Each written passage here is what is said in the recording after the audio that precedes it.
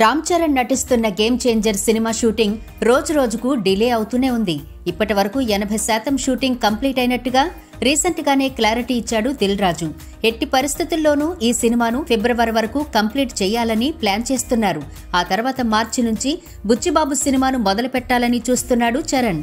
ఇప్పటికే బుచ్చిబాబు ఎప్పుడో script ready చేసుకుని ప్రీ ప్రొడక్షన్ వర్క్ కూడా కంప్లీట్ చేసే పనిలో ఉన్నాడు.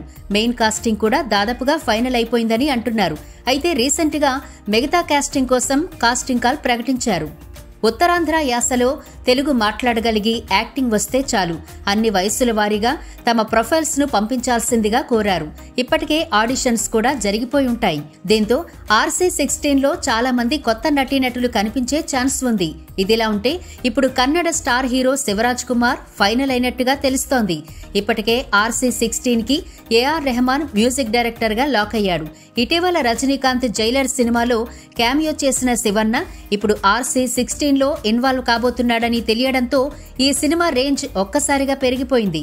సంక్రాంతికి రిలీజ్ కు రెడీ అవుతున్న ధనుష్ కెప్టెన్ మిల్లర్ సినిమాలో కీ రోల్ ప్లే చేశాడు శివన్న. దీంతో ఈ మూవీ ప్రమోషన్స్ లో భాగంగా ఒక ఇంటర్వ్యూలో మాట్లాడుతూ రామ్ చరణ్ బుచ్చిబాబు సినిమాలో కూడా నటించే ఛాన్స్ ఉంది, ప్రస్తుతం చర్చలు జరుగుతున్నాయని చెప్పుకొచ్చాడు. దీంతో మెగా అభిమానులు పండుగ చేసుకుంటున్నారు. అన్నట్టు ఈ సినిమాలో జాన్వీ కపూర్ హీరోయిన్ గా నటించే ఛాన్స్ ఉందంటున్నారు.